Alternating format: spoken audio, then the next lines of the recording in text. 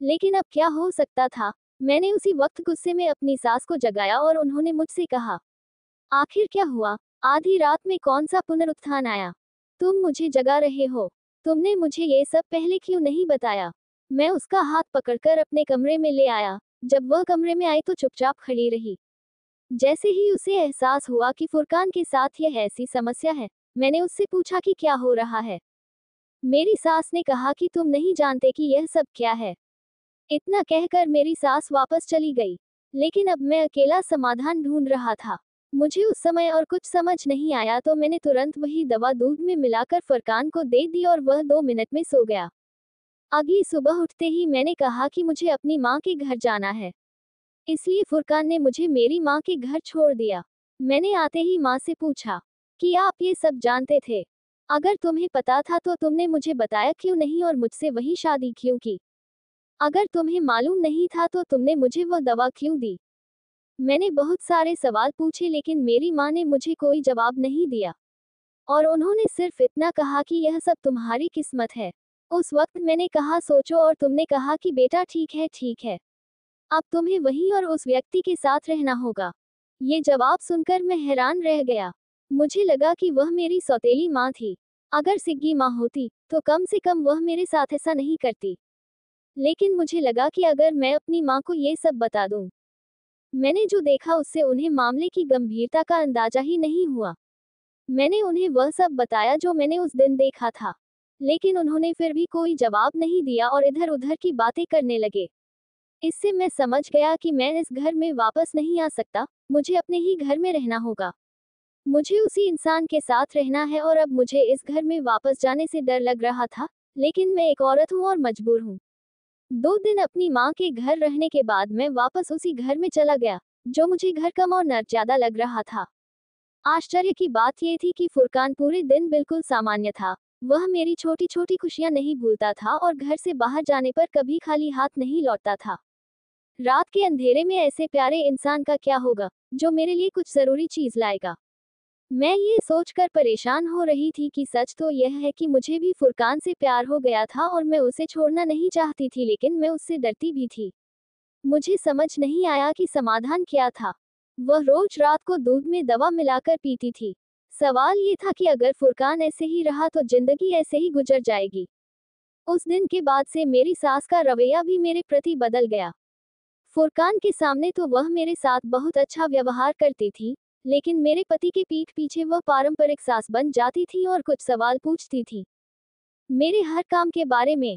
इसी जद्दोजहद में 1 सप्ताह और बीत गया और अब दवा भी बहुत कम दिन बची थी और मुझे चिंता थी कि अगर ये दवा खत्म हो गई तो क्या होगा। इसलिए मैंने फैसला किया। मैंने फुरकान से इस विषय पर बात करने की कोशिश की, लेकिन जब मुझे इस बात का एहसास हुआ तो मैं चिंतित हो गया कि उन्हें कुछ पता ही नहीं है और अगर ऐसा कुछ है तो ये सब कैसे चलेगा। जब भी वह रात मेरी आंखों के सामने आती, मैं फिर से सिहर उठता।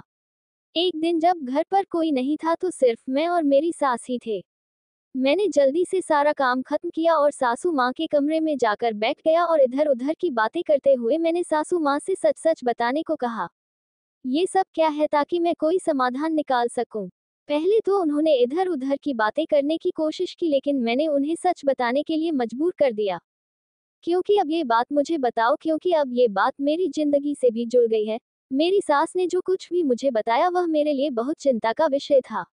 उन्होंने कहा कि जब फुरकान का जन्म हुआ तो सब कुछ ठीक था, जैसे वह बड़ा हुआ धीरे धीरे उसे ये सब हासिल हो गया।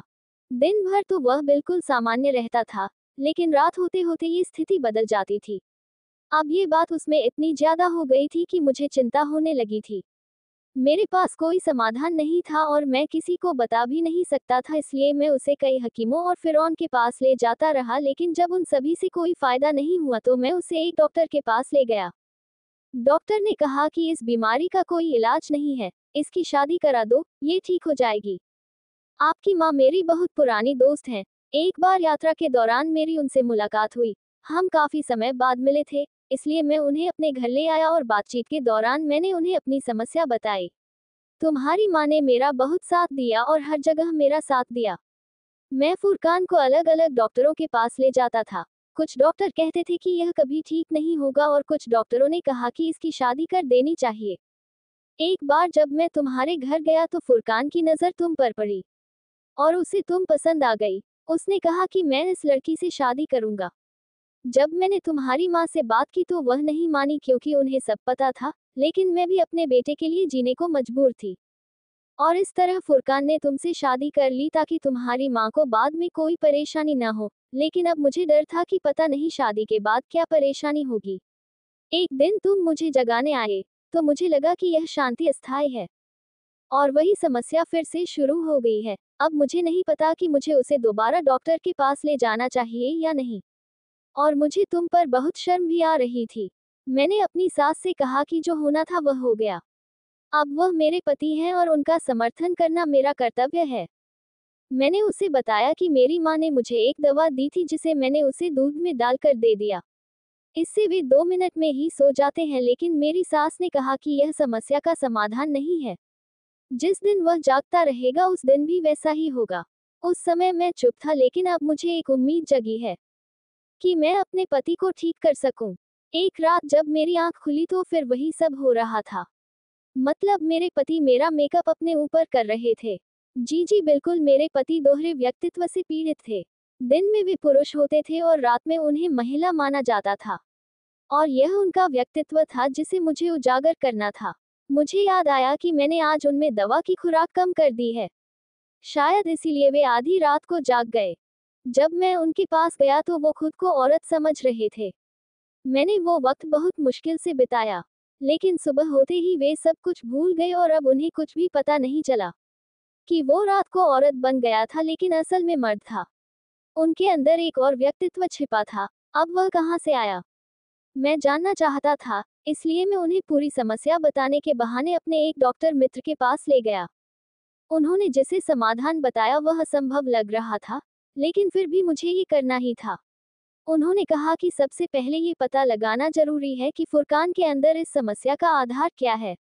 मैंने अपनी सास से पूछा कि यह समस्या कब शुरू हुई तो उन्होंने कहा कि जब फुरकान 8वीं कक्षा में पढ़ता था, तो रात के समय उसकी बहन के मैक ने उसके कपड़े पहनकर एक महिला होने का नाटक किया और उसकी तरह बोलने की कोशिश की। उस दिन से जब सास ने मुझे पूरी बात बताई तो मैं फुरकान पर नजर रखने लगी। आखिरकार मैंने उसके कमरे से उसका पुराना सामान निकाला और वहीं से मुझे राज पता चला। मुझे उनकी पुरानी चीजों से कई डायरियां और किताबें मिली, जिसमें मनोविज्ञान शामिल था, और हो सकता है यही सब बातें पढ़ने के बाद वे इसे खुद पर आजमाएं। और फिर यह स्वयं एक रहस्योद्घाटन बन गया और वह सारी किताबें अपने मित्र डॉक्टर के पास ले गई। फिर जैसा डॉक्टर ने कहा, मैंने वैसा ही किया। इसमें 1 साल लग गया, लेकिन फुरकान अब पूरी तरह ठीक है। मैं चाहता तो फुरकान को उसके भाग्य पर छोड़कर अपने घर वापस जा सकता था, लेकिन जो व्यक्ति मुझे सम्मान और प्यार दे रहा था, मैं उसे अकेला कैसे छोड़ सकता हूँ? इसे नजरअंदाज नहीं किया जा सकता और ये कहना सच है कि सच्चे और सच्चे दिल से की गई मेहनत कभी व्यर्थ नहीं जाती। कभी कभी रुकना अच्छा होता है।